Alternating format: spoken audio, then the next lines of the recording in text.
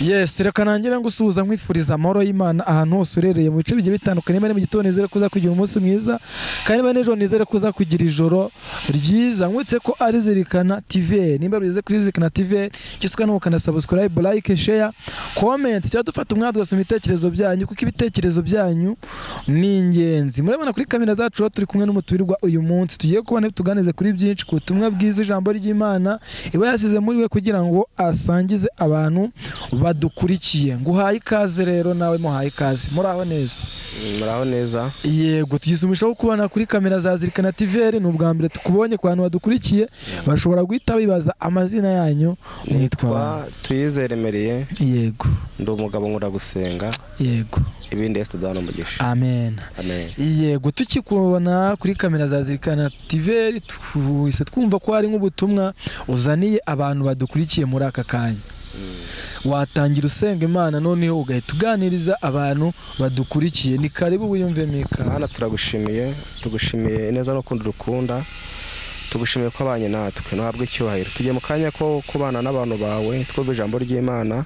Nyina bari muntu wese ugiye kumva ubutumwa mu ijambo ryawe umuhe kubyumva no kuryumvira, kandi rero mukorane mugeza. Urakoze mwami, ngaho dufashe kubana natwe mu izina rya Yesu. Amen. Amen. Reka tuganire ku ijambo ry'Imana muri aya masaha abantu duteze amatwi badukurikiye. Reka tuganire ku ijambo ry'Imana riri muri Yobu n'ubutumwa buri. Ni Yobu igice cya mbere umurongo wa mbere n'uwa kabiri. Tete iravuga ngo uburyo Yobu yari akomeye ari umukiranutsi. Ngo mu gihugu cya Usi hari umuntu witwa Yobu, kandi uwo muntu yari umukiranutsi utunganye wubaha Imana akirinda ibibi. Nuko abyara abahungu 7 n'abakobwa 3. Amen. Uyu mugabo bita Yobu mu gihugu cya Uzi yari umuntu ukomeye. Yarakomeye mu buryo bw'umubiri bw'amaboko ndetse n'uburyo bw'umwuka. Yari umuntu wubahaga Imana ku buryo bwo ku rwego rwo hejuru. Yo bakubaha Imana agakunda abantu, kandi yari umukiranutsi. Noneho ngo igihe kimwe ukomeje, kuko iyi gitabo cyabo ni kirekire cyane, namwe muzasome muzahumva, yo bakomeza kujya abana n'Imana agasenga. Ngo igihe kimwe ngo Uwiteka ari kugenda, ngo arebye inyuma ngo abona Satani. Ndavuga ngo Satani uvuye hehe ko nkubona inyuma? Ariko ngo mvuye mu isi kuyizereramo no kuyizengurukamo. Imana tugira neza cyane. Noneho Uwiteka abwira Satani ngo abonye uburyo Yobu anyirahanukira umugaragu wanjye. Satani agirana ikiganiro n'Uwiteka aramubwira ngo yabuzwa n'iki kugukiranukira ko wamugiriye neza? Icya mbere wamuhaye umugore mwiza, icya kabiri umuha abana beza, icya gatatu umugirira neza, umuha ubutunzi, umuha ingamiya, umuha amafeza n'amazahabu. Yabura n'iki kugukiranukira? Imana tugirere neza. Noneho ngo arangije ngo Uwiteka abwira Satani ngo Satani ngo bira byose uvuze genda ubitware, ariko icyo nkwimenye ni ubugingo bwe. Reka mbabwire bene data, nubwo Satani yagenda akadusaba ku Mana akadutwara ibyacu akatunyaga ibyacu, ariko hari ikintu kimwe Uwiteka Imana yamwimye ubugingo. Bavuga ngo bira byose genda ubitware, ariko ikintu mwimye, icyo utemerewe gukoraho ni ubugingo. Ngo aragenda ngo arabitwara byose, arabijyana, ngo amutwara abana barapfa, amutwara inshuti zigenda zimuvaho, amutwara ifeza n'izahabu, byose biragenda birarangira. Ngo ariko Yobu asigarana kuba n'Imana. Ngo bigerekeye kimwe ngo umugore abwira Yobu, aramubwira ngo ariko Yobu wakiyakanye Imana yawe ukipfira. Ngo Yobu ngo abwira umugore avuga ngo reka nkubwire madame, ubuze muri ba bagore bamwe b'abapfapfa, ntabwo mu kuboko kw'Imana havamo ibyiza gusa, ahubwo nibi bivamo. Ese niba Imana iduhaye ibyiza tuzayigumaho? Ese niduha ibibi tuyiveho? Reka nkubaze wowe neza amatwi, yewe uri hanze y'igihugu, yewe uri mu Rwanda, ese Imana niduha ibyiza tuzayigumaho? Ibibi nibiza tuyiveho? Ibyo nibikabe. Niba Imana iduhaye ibyiza ni koko ni byiza, nibibi nibiza dukomeze dusenge, kuko yaravuga ngo niwegera Imana yacu nayo izakwegera, kandi nurwanya Satani nawe azaguhunga. Iyo bakomeza kwegera Imana, akomeza gusenga, arakomeza arasenga, inshuti zimuvaho, abavandimwe bamuvaho. Reka nkubwire, iyo umuntu ameze neza abantu baraza, ibintu iyo bigiye abantu baragenda, ariko reka abantu bagende, nibagende n'igihe cyabo cyo kugenda. Nizere ko iyo wabanye n'Imana igihe kimwe Imana kugarukaho. Iyo barandika 7:14 bango haracyariho ibyiringiro yuko igiti iyo gitemwe icyo giti cyongera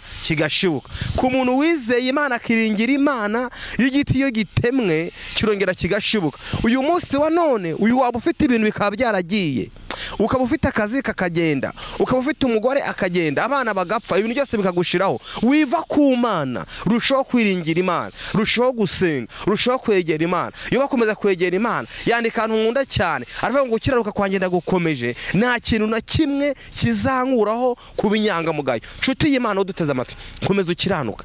Nubwo umeze nka Yobu Satani yagusabye, komeza ukiranuke. Yaragusabye akazi karagenda, yaragusabye umugore aragenda, yaragusabye imutunzi burahomba, ko yaguma ku Mana, guma ku Mana. Iyo bakomeza abana n'Imana, ageze ine kabanika ijambo rikomeye, aravuga ngo nzi ko ushobora byose kandi nta kibasha kurogoya umugambi wawe. Reka nkubwire wowe uduteze amatwi, uyu munsi wa none Imana ishoboye byose kandi nta kibasha kurogoya umugambi w'Imana. Iyo barakomeza arasenga, komeza abana n'Imana, komeza arasenga, ahamagara Imana, Imana iragenda ibana na Yobu ku rwego rwo hejuru, ngo Imana ihira Yobu bwa nyuma kuruta ubwa mbere. Iyo umuntu yabanye n'Imana akayishikamo mu byago n'amoko makuru, y'Imana ije irongera ikamukubira bwa nyuma kuruta ubwa mbere. Yobu yaramukubiye, imukubira ibyo yahombye bwa mbere, abana baragaruka, imitunzi buragaruka, ibintu byose bigenda neza, byose n'igitabo cya Yobu kirangiza. Yobu Imana ibana nawe, inshuti y'umusaraba, komeza ubane n'Imana. Nubwo ibintu byagenda, ibibazo bikaza, umubane n'Imana. Yo barakomeza arasenga. Reka mvugane n'abantu bafite ibintu bikagenda, byananiza kugenda no ukava ku Mana, kuya wiva ku Mana, kuba byaragiye urushaho gusenga, urushaho kwegera Imana, urushaho gusenga Imana. Yesaya 43:10 banavuga ngo iki? Ngo ibya kera nimubyibuke, n'ibyashize mwere kubyitaho, ngo ahubwo ngewe ndarema ikintu gisha, nzatembesha imigezi mu butayu, nzaca inzira mu gidaturwa. Haleluya. Ibya kera Mana ubyibuke, n'ibyashize were kubyitaho, ahubwo dore Imana izatembesha imigezi mu butayu, izaca inzira mu kidaturwa. Wivuga ngo ibya kera ngo ibya kera byaragiye, ibigenda n'ibigende, byaragiye, ubucuruzi bwaragiye, ngo ibya kera ntubyibuke, n'ibyashize were kubyitaho, ahubwo uyu munsi wa none wowe neza amatwi nizera Imana. Imana iremye ikintu gishya, niwizera Imana uyu munsi wa none, Imana iremye ikintu gishya. Mama wikwizera abantu, wikwizera umufumu na kintu yakumarira, wikwizera abantu, izera Imana. Biravuga ngo niwizera Imana izakwegera, nurwanya Satani nawe azaguhunga. Izera Imana, nshuti y'Imana, izera Imana. Haleluya. Izera Imana. Biravuga ngo ahiguhizera Uwiteka akamubera ibyiringiro, ngo wazaba n'igiti cyatewe hafi y'amazi, icyo giti gihora gitoshe. Iyo umuntu yizeye Imana, igihe cyose Imana ibana nawe, no mu makuba ibana nawe, mu byago ibana nawe, mu bushomeri ibana nawe, mu bukodi ibana nawe, mu ideni ibana nawe, kandi ibyo ngibyo birangira Imana ikugiriye neza. Biravuga ngo ibyago n'amakuba ni byinshi ku mukiranutsi, ngo ariko Imana niza. Haleluya. Imana izamukiza muri byose. Byago ni byinshi, byago ni byinshi, n'amakuba ni menshi, ariko ku muntu ushikamisha umutima ku Uwiteka, Imana izamurinda aba amahoro masa. Niko Yesaya avuga 26:2, ngo gushikamishijeho umutima, ngo Imana izamurinda, umuntu imara kumurinda azaba amahoro masa. Uyu muntu duteze amatwi uyu munsi wa none, bene data, komeza ushikame nka Yobu. Yobu akomeza kubana nawe, akomeza kubana n'Imana. Aravuga ngo izi nzira nyuramo nimara kungerageza, nzavamo meze nk'izahabu. Imana izi nzira unyuramo nimara kukugerageza, uzavamo meze nk'izahabu. Iyo Imana ikigehera mugerageje ramutreninga, abantu bamuvaho, ariko agomeza bakumana. Shuti wasanga nawe ubushomere kugutreninga, shuti wasanga hari akazi ufite kari kugutreninga uri guhora muri bikomeye, shuti wasanga ubucuruzi uri kugutreninga, ariko baravuga ngo izi nzira nyuramo, haleluya, nimara kungerageza ngewe nzavamo meze nk'izahabu. Umuntu uri kugeragezwa aba ari kwikara, ari kugeragezwa, ariko Imana imara kumugerageza avamo meze nk'izahabu, avamo meze nk'izahabu. Biravuga ngo nuko uwo mwana arakura, ngo aguma mu butayu, ngo agwize imbaraga z'umutima kugeza ubwo yerekane mu Bisiraheli. Uyu ninde? ni Yohana. Ngo umwana arakura aguma mu butayu, agwiza imbaraga kugeza ubwo yerekane mu Bisiraheli. Nshuti, guma mu butayu, wiza imbaraga, wiza imbaraga. Nshuti, wowe uduteze amatwi, wowe waguye ukarambarara, byuko ugwiza imbaraga, wowe wavuye mu bintu by'Imana, byuko ugwiza imbaraga. Ngo nuko uwo mwana arakura, Luka igice cya 180 ngo aguma mu butayu ngo agwiza imbaraga kugeza ubwo yageze mu bisi kugeza ubwo Imana imwerekeye mu Bisiraheli. Iyo umuntu ari mu butayu aba arimo gwiza imbaraga z'umutima kugeza ubwo Imana izagenda ikamwerekana. Wa mukobwa ikakwerekana ikaguha urugo, wa mugabo ikakwerekana ikaguha akazi, wa mubyeyi ikakwerekana ikagutambagiza. Bene data mureke tube nka Yobu. Yobu aragomba ashikama ku Mana ye, gumushikame ku Mana, ume wiringira Imana, ugumubane n'Imana. Yobu abana n'Imana aravuga ngo izi nzira nyuramo nimara kungerageza nzava mumeze nk'izahabu. Gumugeragezwe wihangane. Yakobo igice kimwe wa 12 aravuga ngo ahigwa umuntu wihangane bimugerageza kuko uwo muntu namara kwemerwa azahabwa ikamba ry'ubugingo. Ibyo Uwiteka Imana yamutsezeranyije bayikunda. Hahigwa wihangane mugerageza. Ngo uri kugeragezwa ihangane. Ikigeragezo cyose gituranye n'igisubizo. Imana tugire neza cyane. Ikigeragezo cyose gituranye n'igisubizo. Hahigwa umuntu wihangane mugerageza kuko namara kwemerwa azahabwa ikamba ry'ubugingo. Yo barageragezwa kugeza ubwo nawe Imana yamwituye kamukubira bwa nyuma kuruta ubwa mbere. Komeza wihangane kugerageza ubane n'Imana. Mu gihe gikwiriye Imana izakora ibikomeye. Mu gihe gikwiriye Imana izakwiyereka kandi nanone biracyakuyereka. Yaturokora urupfu rukomeye nawe Imana cyaturokora kandi twiza yuko ikomeje kuturokora. Ukomeza ubane n'Imana, komeza ubane n'Imana. Dawidi abana n'Imana agira hano arandika avuga ijambo rikomeye nakunze.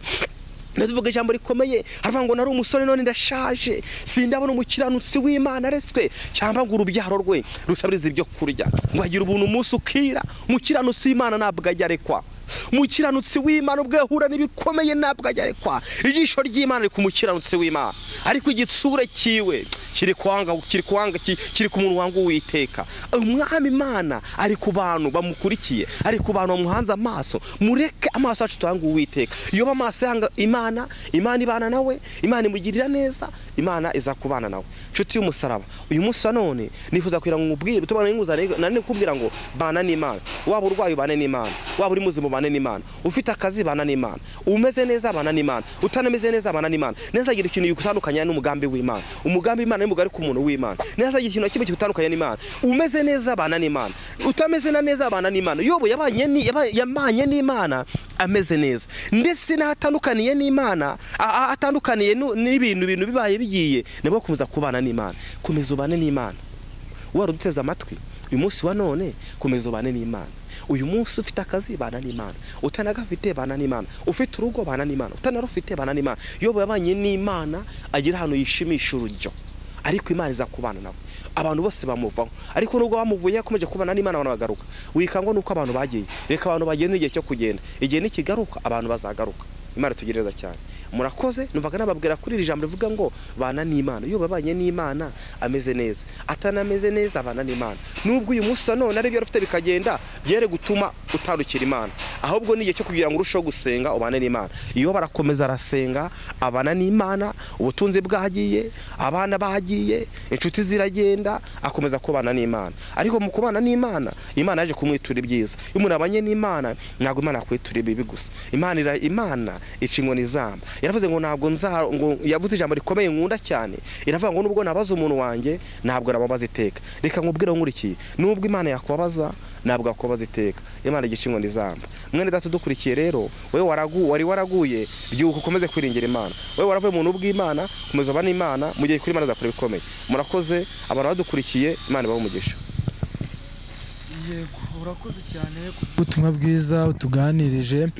Ari nk'umuntu ukeneye wumvishe nk'iri jambo ry'Imana ukumva imbaraga rifite ariko akaba yifuza ko wenda hari byinshi mwaganira wenda utavugiye nka kuri kamera kuko ubutumwa bwo ndabezi ni bugari kandi ni burebure kandi hari akeneye kumva n'ibindi bintu byinshi biri muri wowe. Yakubona nko kuyihe nimero ya telefone? Ambo nibyo umuntu anyeneye yambona kuko ari byinshi twavugira kuri kamera bitewe n'atatu dufite, ariko nyeneye wambona wanyandikira kuri WhatsApp 079 29 810 32 079 29 810 32. Twavugana twasengana Imana kuko gusenga ku mukiranutsi nibyo by'umukiranutsi. Gusenga bijya bihindura umugambi Satani ragufite. Gusenga kure mu bitariho bikabaho. Gusenga kujya kwimura imisozi kugaterekaho indi. Gusenga kujya guhambura imigozi abadayimoni baboshe. Gusenga kujya kuvuguruza imigambi y'abadayimoni kuko bakubwame bw'Imana. Imana iduhe umugisha cyane. Yego sengera abantu rero badukurikiye bumvishe buno butumwa. Mana mu izina rya Yesu tugarutse imbere yawe dusengera abantu bateze amatwi iri jambo ry'Imana. uyu muntu uduteze amatwi birashoboka ko yameze nka Yobu. Yobu yari umukire mu gihugu cya Uzi, ari umuntu umeze neza. Igihe kimwe Satani aramusaba, amutwara ibyo byose Imana aramutanga. Hari umuntu udukurikiye Satani yabarasabye, akazi ke kakagenda, ubutunzi bwe bukagenda, ariko nyamaze aracyakwiringiye. Uyu muntu tumusabiye imbaraga zo kubana nawe, imbaraga zo gukomera. Kandi ari n'umuntu uduteze amatwi yari yaraguye. Reka iri jambo rimubyutse. Buri muntu wese uteze amatwi yaba yaraguye, yarabuze ibyiringiro, niyongera byuke mu izina rya Yesu. Twatuye imbaraga z'Imana zibohora, ngo zongere zibohora abantu bawe. Urakoze, turagushimiye mu izina rya Yesu. Amen. Yego, turagushimiye kubw'umwanya waduha ukatuganiriza. Imana iguhe umugisha. Amen. Ndagushimiye nawe wari udukurikiye, ndagushimiye nawe wazo kanda subscribe, nawe utarakora subscribe kuri subscribe, like, share, comment. Ngiye twari kumwe ni Theogene, nagasubira. Ciao ciao.